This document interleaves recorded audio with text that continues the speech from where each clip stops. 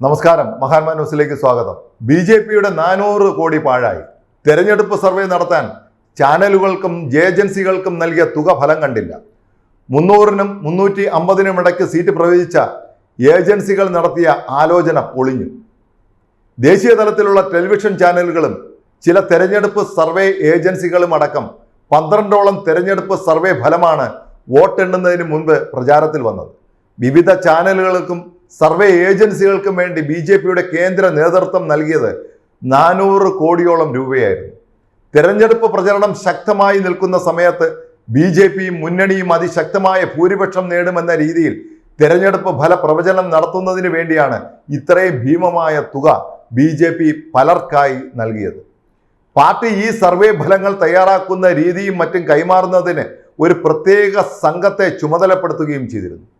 പാർട്ടിയുടെ മീഡിയ വിഭാഗത്തിൽ നേതൃത്വം കൊടുത്ത ആൾക്കാർ തന്നെയാണ് ഈ സർവേ നടത്തുന്നതിനുള്ള കാര്യത്തിലും മേൽനോട്ടം വഹിച്ചത്. മാറി മാറി ഓരോ ചാനലുകളും ഏജൻസികളും പുറത്തുവിടേണ്ട ഭൂരിപക്ഷം സംബന്ധിച്ചും നേടുന്ന സീറ്റുകൾ സംബന്ധിച്ചും ബി.ജെ.പിയുടെ ഈ മീഡിയ സംഘം വളരെ കൃത്യമായ നിർദ്ദേശങ്ങൾ നൽകിക്കൊണ്ടിരിക്കുകയും ചെയ്തിരുന്നു.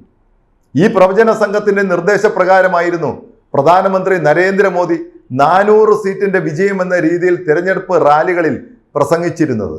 നരേന്ദ്രമോദി മുന്നോട്ട് വെച്ച വൻ വിജയത്തിന്റെ ചുവട് പിടിച്ചാണ് ചാനലുകളും ഏജൻസികളും തെരഞ്ഞെടുപ്പ് പ്രവചന ഫലങ്ങൾ പുറത്തുവിട്ടത്.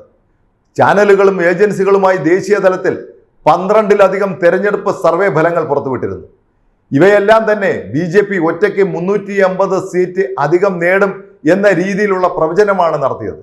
ബി.ജെ.പിയുടെ സഖ്യകക്ഷികൾ നേടുന്ന സീറ്റുകൾ കൂടി കൂട്ടിക്കഴിഞ്ഞാൽ 425 സീറ്റിലധികം ബി.ജെ.പി മുന്നണിക്ക് തെരഞ്ഞെടുപ്പിൽ നേടുവാൻ കഴിയുമെന്ന വിധത്തിലുള്ള ഫലപ്രവചനമാണ് നടത്തിയത്.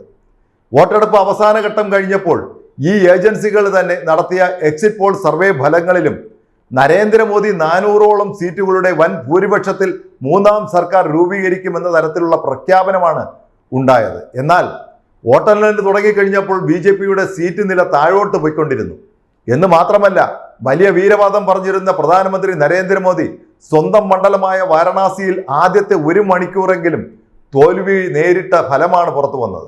പ്രധാനമന്ത്രിയെ മാത്രമല്ല, ബി.ജെ.പിയുടെ എല്ലാ മുതിർന്ന നേതാക്കളെയും അമ്പരപ്പിക്കുന്ന തെരഞ്ഞെടുപ്പ് ഫലമാണ് ഓരോ മണിക്കൂറിലുമായി പുറത്തു വന്നുകൊണ്ടിരുന്നത്. 400 സീറ്റ് പാർലമെന്റിൽ കിട്ടുമെന്നും 3-2 ഭൂരിപക്ഷം നേടുകയും ചെയ്യുമെന്നുള്ള രീതിയിലുള്ള പ്രസംഗമാണ് പ്രധാനമന്ത്രി നരേന്ദ്രമോദി അവസാന റൗണ്ടിൽ നടത്തിക്കൊണ്ടിരുന്നത്. 3-2 ഭൂരിപക്ഷത്തോടെ കൂടി അധികാരത്തിൽ വരുമെന്നും രാജ്യത്ത് ബി.ജെ.പി തീരുമാനിക്കുന്ന വിധത്തിലുള്ള ഭരണം മാത്രമാണ് ഭാവിയിൽ ഉണ്ടാവുക എന്നും അഹങ്കാരത്തോടെ പ്രധാനമന്ത്രിയും ബി.ജെ.പി നേതാക്കളും ആവർത്തിച്ച് പറഞ്ഞുകൊണ്ടിരുന്നു.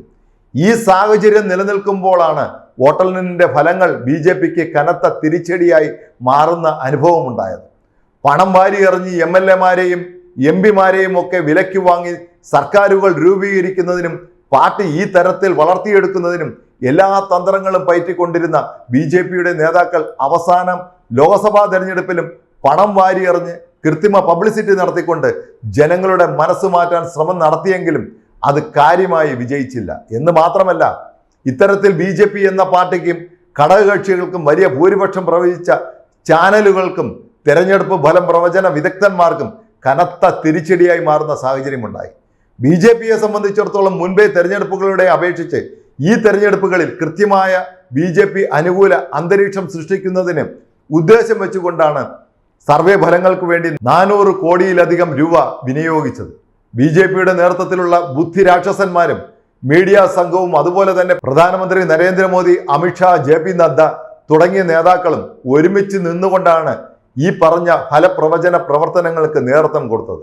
ജനാധിപത്യത്തിൽ അവസാനത്തെ ശബ്ദവും അധികാരിയും പൊതുജനമായിരിക്കും എന്ന കാര്യത്തിൽ സംശയം വേണ്ട എന്ന് വ്യക്തമാക്കുന്നതാണ് ഈ ലോക്സഭാ തെരഞ്ഞെടുപ്പിന്റെ ഫലങ്ങൾ.